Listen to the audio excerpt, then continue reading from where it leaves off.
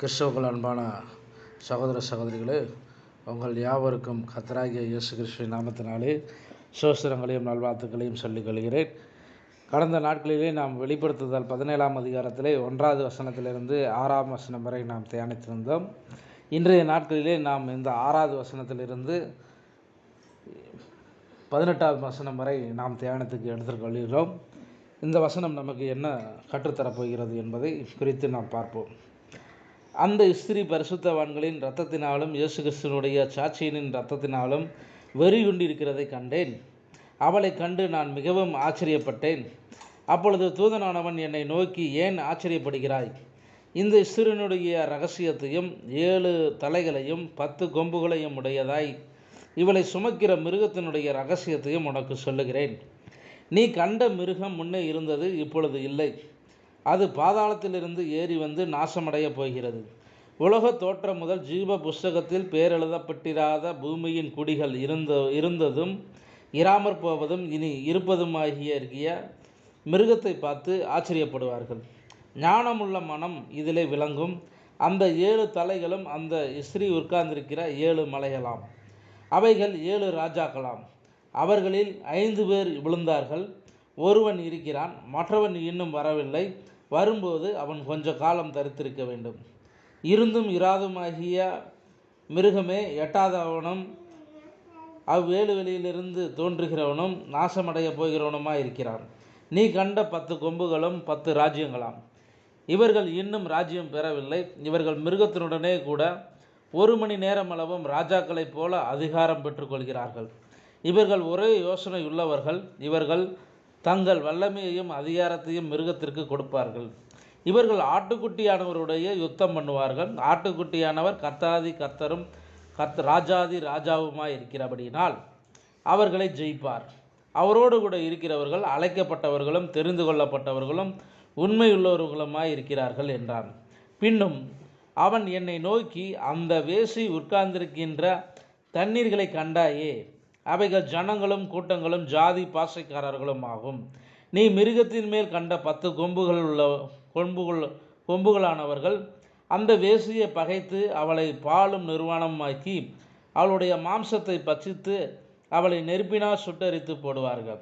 தேவன் தம்முடைய வார்த்தையை நிறைவேறும் அளவும் அவர்கள் தமது யோசனையை நிறைவேற்றுவதற்கும் ஒரே யோசனையுள்ளவர்களாய் இருந்து தங்கள் ராஜ்யத்தை மிருகத்திற்கு கொடுக்கிறதற்கு அவர்களுடைய இருதயங்களை ஏவினார்.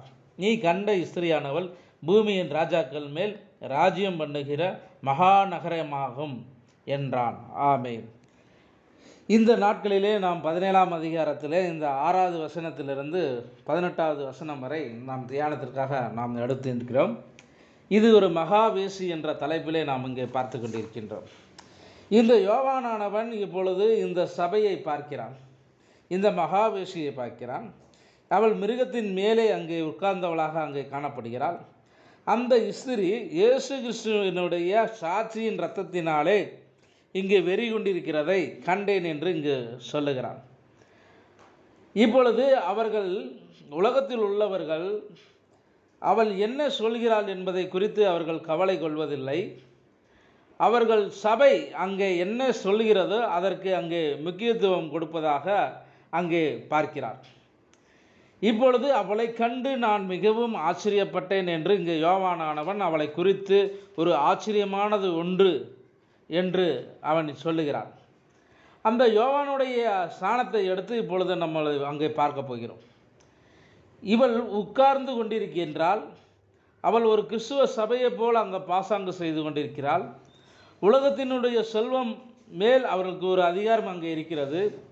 பூமியின் ராஜாக்கள் அவளுடைய காலடியிலே அங்கே கிடக்கிறார்கள். அவள் ஐஸ்வர்யம் உள்ளவளாக அங்கே காணப்படுகிறாள். அவள் மிகவும் ஒரு பகட்டாக இருக்கிறாள் என்று அங்கு வேதம் நமக்கு இங்கே சொல்லுகிறது. இப்படிப்பட்ட அவள் இயேசு கிறிஸ்துவனுடைய சாட்சியின் இரத்தத்தால் வெறி கொண்டிருக்க முடியும். எப்படி வெறி கொண்டிருக்க முடியும் என்று இந்த யோவானானவன் இங்கே பார்க்கிறான். அவள் எப்படி இயேசு கிறிஸ்துவின் பரிசுத்தவான்களை அடிக்கடி துன்புறுத்திருக்க முடியும்? அவள் எப்படி இயேசுவின் சாட்சிகளை கொண்டிருக்க முடியும் என்று அங்கே அவன் ஐயமுற்று அவள் தன்னை கிறிஸ்துவள் என்று, கிறிஸ்துவ சபை என்று தன்னை பிரகடித்தப்படுத்திக் கொள்கிறாள் என்று யோவான் இப்பொழுது பார்த்து மிகவும் ஒரு ஆச்சரியமான ஒரு நிலைமைக்கு அங்கே வருகிறான் என்று நாம் அங்கே பார்க்கிறோம். அப்பொழுதுதான் இந்த தூதனானவன் அங்கே ஒரு வார்த்தை சொல்லுகிறான்.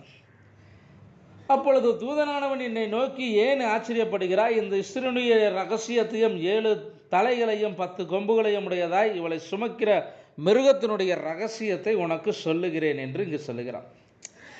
அப்பொழுது இந்த கண்ட மிருகமானது அங்கே முன்னே இருந்தது, இப்பொழுது இல்லை. அது பாதாளத்தில் ஏறி வந்து நாசமடைய போகிறது. இது உலகத் தோற்றத்திற்கு முதல் ஜீவ புஸ்தகத்தில் பேரெழுதப்பட்டிராத பூமியின் குடிகள், இருந்ததும் இராதுமான இனி இருப்பதுமாகிய இருக்கிற இந்த மிருகத்தை அவர்கள் கண்டு ஆச்சரியப்படுவார்கள் என்று அங்கு நாம் பார்க்கிறோம். இப்பொழுது இந்த விஷயத்தை நாம் முழுமையாக நாம் இங்கே தியானத்துக்கு எடுத்துக்க போகிறோம். இந்த பூமியில் இருக்கிற எல்லா குடிகள் அனைவரும் அந்த ஸ்திரியை பார்த்து அங்கே ஆச்சரியப்படுகிறார்கள். அவர்கள் அனைவரும், இந்த முழு உலகமும் இந்த ஸ்திரியை குறித்து அங்கே ஆச்சரியப்படுகிறார்கள். ஒரு கூட்டம் மாத்திரமல்ல, இந்த முழு உலகமே அங்கே ஆச்சரியப்பட்டு கொண்டு இருக்கிறது. அவர்கள் தம் ஆட்டுக்குட்டியானுடைய ஜீவ புஸ்தகத்தில் பெயர் எழுதப்பட்டிருப்பவர்கள் இதை இங்கே அவர்கள் ஆச்சரியப்படுவதற்கான வாய்ப்புகள் அங்கே இல்லை என்று நான் உறுதியாக சொல்ல முடியும். அவருடைய பெயர்கள் எப்பொழுது ஆட்டுக்குட்டியானவருடைய ஜீவ புஸ்தகத்தில் எழுதப்பட்டது என்றால்,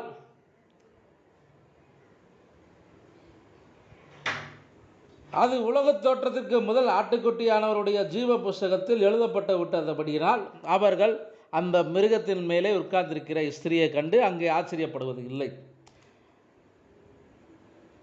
என்று இங்கு நாம் சொல்ல முடியும். நீ கண்ட இந்த மிருகம் முன்னே இருந்தது, இப்பொழுது இல்லை. அது பாதாளத்திலிருந்து ஏறி வந்து நாசமடைய போகிறது. உலகத் தோற்றம் முதல் அது ஜீவ புஸ்தகத்தில் பெயரெழுதப்பட்டிராத பூமியின் குடிகள் அங்கே ஆச்சரியப்படுவார்கள் என்று அங்கு சொல்லுகிறார். ஜீவ புஸ்தகத்தில் பெயர் எழுதப்படாதவர்கள் மட்டுமே இந்த உலகத்தில் உள்ளவர்கள் ஆச்சரியப்படுவார்கள் என்று இங்கு வேதம் இங்கு தெளிவாக நமக்கு சொல்லித் தருகிறது. இங்கே ஒரு விதமான கூட்டத்தார் அங்கே மோசம் போகிறார்கள். இந்த பிசாசானவன் அவர்களை அங்கே மோசம் போக்கினான். ஆனால் இங்கே மோசம் போகாத ஒரு குழு இங்கே காணப்படுகிறது. அது உலகத் தோற்றத்திற்கு முதலாவதாக இந்த ஜீவ புஸ்தகத்தில் பெயர் எழுதப்பட்டவர்கள் என்று இங்கே வேதம் நமக்கு இங்கே சொல்லித் தருகிறது. இங்கே இந்த ஸ்திரீ மகாவேசியை அங்கே பார்க்கும்போது அவை ஒரு சபையாக அங்கே தன்னை வெளிப்படுத்துகிறாள். அவள் தான் ஒரு ரகசியமாக இருக்கிறாள். அவள் ஒரு மகாபாபிலோனாக காணப்படுகிறாள். அவள் நிம்ரோத்தின் மூலமாக அங்கே அதே ஒரு மார்க்கத்தை அங்கே தன் வழியிலே தோன்றினாள் என்று நாம் பார்க்கிறோம். இந்த நிம்ரோத்தினுடைய நோக்கம் என்ன என்றால், ஒரு ஸ்தாபனத்தை, ஒரு பட்டணத்தை அங்கே அவன் தோற்றுவித்து மற்ற பட்டணங்கள் அனைத்தும் இந்த பட்டணத்திற்கு கப்பம் கட்ட வேண்டும் என்று அங்கே அவன் அப்படியே செய்கிறான். அதே மாதிரியான செயல்களை இந்த ஸ்திரியானவள், இந்த மகாவேசியானவள் இந்த உலகத்தில் உள்ள தேசங்கள் அனைத்து மேலும் ஆதிக்கம் உள்ள அந்த ஸ்தாபன சபைகளை எல்லாம் சேர்த்து, எல்லா நாடுகளையும் சேர்த்து அவளுக்கு கப்பம் கட்டும்படியாக ஒரு ஸ்தலத்தை அங்கே ஏற்படுத்துகிறாள் என்று நாம் அங்கே பார்க்கிறோம். இதைத்தான் வேதம் நமக்கு சொல்லுகிறது. ஞானமுள்ள மனம் அதிலே விளங்கும் என்று அங்கு சொல்லுகிறது. இந்த ஞானம் ஆவியின் வரங்களில் ஒன்றாக நாம் அங்கே பார்க்கிறோம். அது எந்தகைய குழுக்களுக்கு இது உரைக்கிறார் என்று நாம் பார்க்கும்போது, அது சபையின் காலங்கள் தோறும் இந்த பரிசுத்த ஆவியானவர் இந்த கடைசி நாட்களில் இந்த வரங்கள் எப்படியெல்லாம் கிரியை செய்ய போகிறது என்பதை குறித்து பேசி வந்திருக்கிறார். அப்படி நாம் பார்க்கும்போது இந்த ஞானமுள்ள மனம் இதில் விளங்கும். அந்த 7 தலைகளும் அந்த ஸ்திரீகளும் உட்கார்ந்திருக்கின்ற 7 மலைகளாம் அங்கு சொல்லுகிறார். இந்த உலகத்திலே இந்த 7 மலைகளை கொண்ட ஒரே ஒரு பட்டணம் அங்கே இருக்கிறது. அந்த பட்டணம் அங்கே இந்த மகாபேசியானவள் அங்கே வீட்டிருக்கிறாள் என்று அவளுடைய ஆதிக்கத்தை அந்த பட்டணத்தின் முழுவதும் அங்கே இருந்து கொண்டு இந்த உலகத்தின் முழுவதும் ஆதிக்கம் செய்கிறாள் என்று நாம் பார்க்கிறோம். இது ஞானம் விளங்கும் என்று வெளிப்படுத்துதல் 13ஆம் அதிகாரம் 18வது வசனத்தில் நாம் அங்கே பார்க்கும்போது, அந்த மிருகத்தின் இலக்கத்தை புத்தியுடையவன் கணக்கு பார்க்க கடவன் என்று நாம் அங்கே பார்க்கிறோம். அது மனுஷனுடைய இலக்கமாக அங்கே இருக்கிறது. அதனுடைய இலக்கம் 666 என்று நாம் அங்கே பார்க்கிறோம். அது முதலாவது சபையாக, ஸ்தாபன சபையாக அங்கே நாம் பார்க்கிறோம். அந்த ஸ்தாபன சபையின் சிம்மாசனத்தின் மேலே அது அந்த எழுத்து 666 முத்திரையை நாம் கூட்டி பார்க்கும்போது அந்த மனிதனுடைய இலக்கத்தை நாம் அங்கே பார்க்க முடிகிறது என்று இங்கே வேதம் நமக்கு சொல்லித் தருகிறது. அடுத்ததாக அவைகள் 7 ராஜாக்களாம், இவர்களில் 5 பேர் விழுந்தார்கள், ஒருவன் இருக்கிறான், மற்றவன் இன்னும் வரவில்லை, அவன் வரும்போது அவன் கொஞ்ச காலம் தரித்திருக்க வேண்டும் என்று இங்கே சொல்லுகிறார். இங்கே பார்க்கும்போது 5 ராஜாக்கள் அந்த காலத்திலே அவர்கள் விழுந்து போனார்கள். அடுத்ததாக வருபவன் அந்த சீசர் என்ற அரசன் வருகிறான். அடுத்ததாக அங்கே நீரோ என்பவன் வருகிறான். இப்பொழுது 8வது ராஜாவாக வருகிறவன் அவன் தன்னுடைய காரியங்களை அங்கே செய்கிறான் என்று நாம் பார்க்கிறோம். இப்பொழுது அதைத்தான் அங்கே ஆண்டவர் இருந்தும் இராதுமாகிய மிருகமே, இவன் எவ்வளவு அயோக்கியமானவனாக அங்கே 8வதுவனமாக அவ்வேலிலிருந்து தோன்றுகிறவனாகவும் என்று அங்கு நாம் பார்க்கிறோம். என்று பார்த்தால் அவன் ஒரு அஸ்திபாரம் இல்லாத ஒரு மார்க்கத்தை அவர்கள் உண்டு செய்து அதை நம்பும்படியாக ஜனங்களை அவர்கள் குருடாக்கிவிட்டு இப்பொழுது அவர்கள் மிருகத்தின் முத்திரையை தரித்து கொள்ளும்படியான ஒரு சூழ்நிலையை அங்கே உருவாக்குவதை நாம் இந்த இடத்துல நாம் பார்க்கிறோம். இந்த 5 ராஜாக்கள் அங்கே விழுந்துகிறார்கள். அதற்கு சரித்திரம் இருக்கிறது. இனிமேல் வருகிற ஒருவன் வர வேண்டும். அவன் ஒரு மிருகம், ராஜாவல்ல. அது இருந்தும் இராமற்போனதும் இனி இருப்பதுமான, இராமற் போனது இனி இருப்பதும் இராமற் போனது என்று அங்கு சொல்லுகிறார். இங்கே பார்க்கும்போது அவர்களுடைய succession of powers, religious power, ஒரு அதிகாரம், ஒரு மிருகம், ஒரு ஆளுமை செய்தல், ஒரு அஞ்ஞான மார்க்கத்தின் மூலமாக அவர்கள் இப்பொழுது ராஜா என்ற அதிகாரத்தை எடுத்துக்கொண்டு அவர்கள் மத குருவாக, தேவனுக்கு பதிலாக குமாரனாக என்று அவர்கள் பூமியிலே அங்கே முடிசூட்டப்படுகிறார்கள் என்று நாம் இங்கு பார்க்கிறோம். இவர்கள் தங்களை இயேசு கிறிஸ்துவின் பிரதிநிதி என்று உரிமை பாராட்டிக் கொள்கிறார்கள். அவர்கள் ஒரு முதலாவது ஸ்தாபனத்தின் போதகத்தை எடுத்துக்கொண்டு அவர்கள் மற்றொரு ஸ்தாபனத்தின் சபைகளை அதை நுழைய விட்டு அநேக போதகங்களை அவர்கள் சபைகளுக்குள்ளே கொண்டு செல்கிறார்கள் என்பதையெல்லாம் நாம் சொல்ல முடியும். இவர்களுடைய போதகம் அங்கே வேதத்திற்கு முற்றிலும் முரணாக மாறுபட்டு அங்கு காணப்படுகிறது. அது இராதுமாகிய மிருகம் உலகத்தோற்றம் முதல் ஜீவ புஸ்தகத்தில் பெயர் எழுதப்பட்டிராத அனைவரையும் வஞ்சிக்கப்படுவார்கள் என்று வேதம் நமக்கு இங்கு சொல்லுகிறது.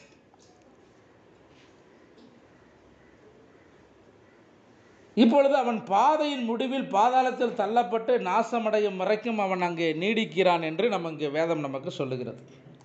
இந்த நீ கண்ட 10 கொம்புகளும் 10 ராஜாக்களும் என்று அங்கு பார்க்கிறார். இவர்கள் இன்னும் ராஜ்யம் பெறவில்லை.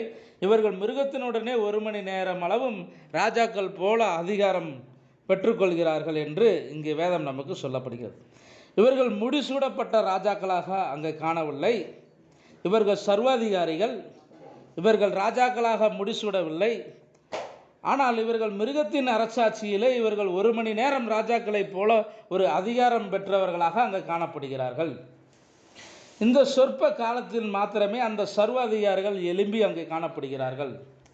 தேவன் எப்படி பார்வோனை இஸ்ரவேல் ஜனங்களுக்கு எதிராக எழுப்பினாரோ, ஒரு கருவியாக பயன்படுத்தினாரோ, அதை போன்று இங்கு இந்த 10 ராஜாக்கள் இங்கே இந்த மிருகத்தின் அரசாட்சியில் ஒரே யோசனையுடையவர்களாக எழும்புகிறார்கள் என்று தேவன் இங்கு சொல்லுகிறார். இங்கே மிருகத்துடனே 1 மணி நேரம் அளவும் ராஜாக்களைப் போல ஒரு அதிகாரம் பெற்றுக்கொள்கிறார்கள். இவர்கள் ஒரே யோசனையுடையவர்களாக இருக்கிறார்கள்.